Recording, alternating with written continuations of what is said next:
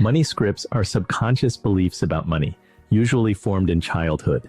Financial psychologist Brad Klontz coined the term to describe how these ingrained beliefs impact financial behavior. For instance, people with a money avoidance script often see money as negative or stressful, leading them to neglect finances or avoid discussions about money.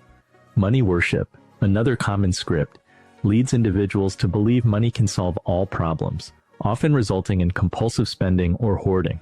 Money status scripts tie self-worth to net worth, pushing individuals toward excessive spending to signal wealth. In contrast, money vigilance centers on frugality and saving, sometimes creating anxiety around financial decisions. Techniques for reshaping these scripts include self-reflection, mindfulness, and reframing beliefs.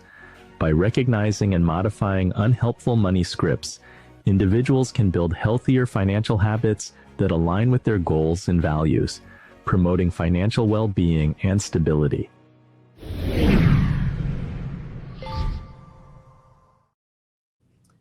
If you all don't mind me getting a little bit personal, Saundra, when you were 15, your mom could no longer afford your family home. How did that influence your financial behavior as an adult? Well, let's be very, very specific. My mother sold our home, and we moved from a very comfortable living in San Francisco, California, in what's known as the Sunset District, one of the premier districts in the area, into a studio. And it was very challenging. What it did for me is the lack of security. So for me, security was not real, so it didn't exist, and money certainly didn't buy it. So having money it didn't connect to security for me, because I didn't believe security was even possible. So what that meant is that as I got older and was managing my own financial life, I didn't think about saving for the future. I took care of myself now. I took care of my family now. So even when I made a lot of money, I wasn't keeping the money that I made. So that was the biggest thing. But the most dominant thing that it impacted was going from being a very secure, stable, and quite sheltered young person to actually being an unhoused teenager, because I was at 16 years old unhoused. When my grandchildren got to that age, I actually bought a house. I never wanted my grandchildren to be moved out of their home. And so granted, they pay the mortgage, my son pays the mortgage and all that, but the impulse for me to buy the home was a dominant part of what was going on for me. I really didn't realize it at the time that I was actually housing my 15, 16-year-old self right along with providing for my extended family as well. Well, thank you for that very real example.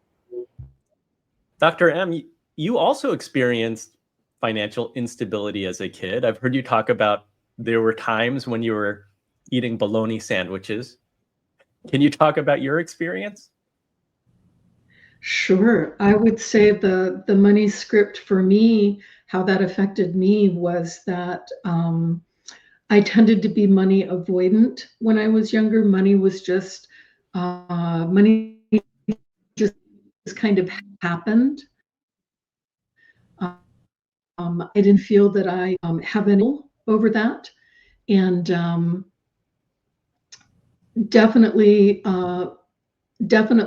learning how to save money was really something that I had to learn, not something that my parents modeled for me at all. And I would say, again, very similar to Saundra, even when I was making good money, I wasn't holding on to it. Didn't always have a lot to show for it. And so,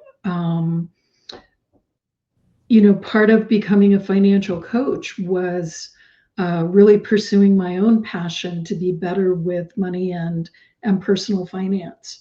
And it's part of what I love about coaching, is basically being a resource for other people who are also on that journey.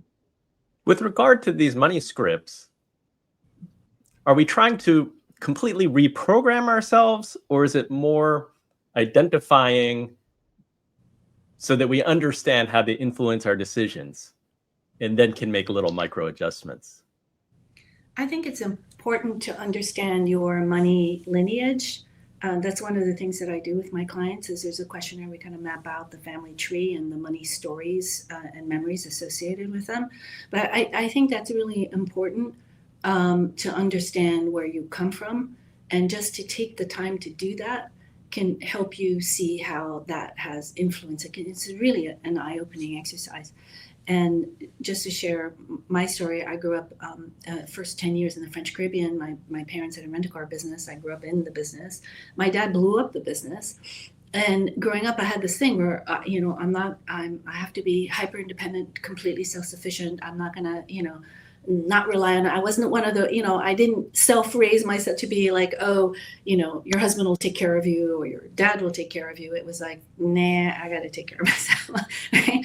So when you understand where the scripts come from and why, it helps you see your decisions in a larger context. And I think it's really helpful to take that time and just map out the family history. Can you do that with your clients? What does that look I like? would say,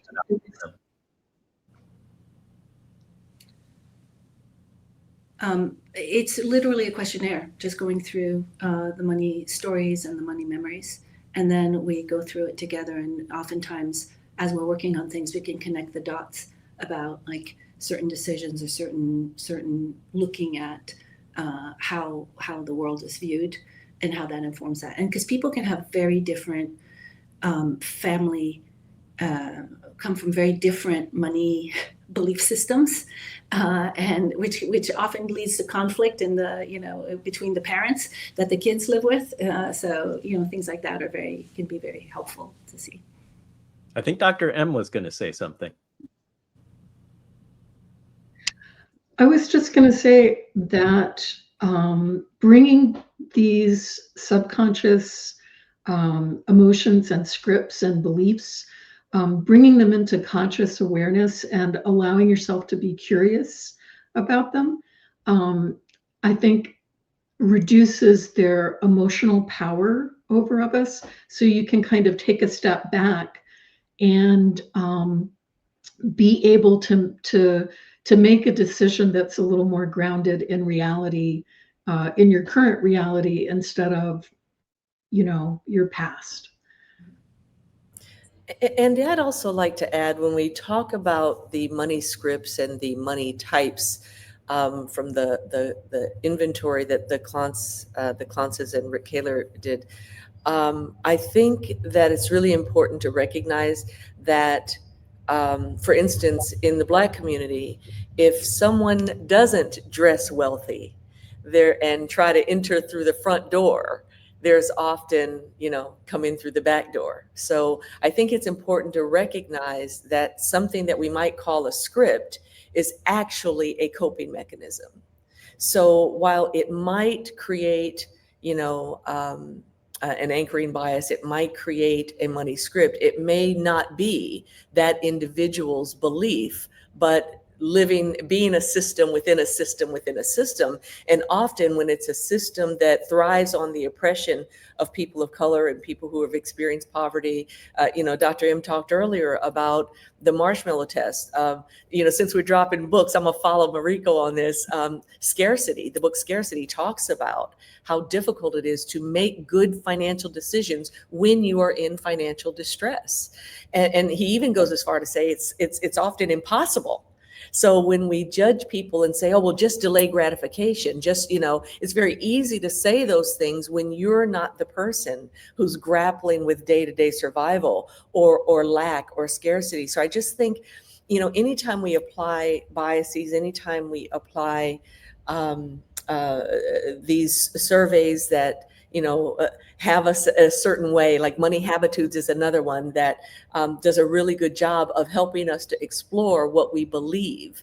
But when we start to label ourselves as like, avoidant or status or all of those things, that we recognize that it's our system within a system within another system. So as a coach and as someone who trains coaches, one of the things that we really focus on is how do we do that with the curiosity that we heard Dr. M bring up, and then also in a judgment-free, shame-free zone.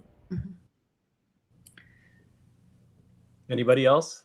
Where there's Very judgment, insightful. there can't be curiosity, right? So that's the first thing, is dealing with shame, which is, the judgment, self-judgment, and in order to be able to open up and be curious. And when you can open up and be curious, the information that you're able to see is so empowering, because then you can make decisions from a grounded place and from a place of knowing, like a reality-based place.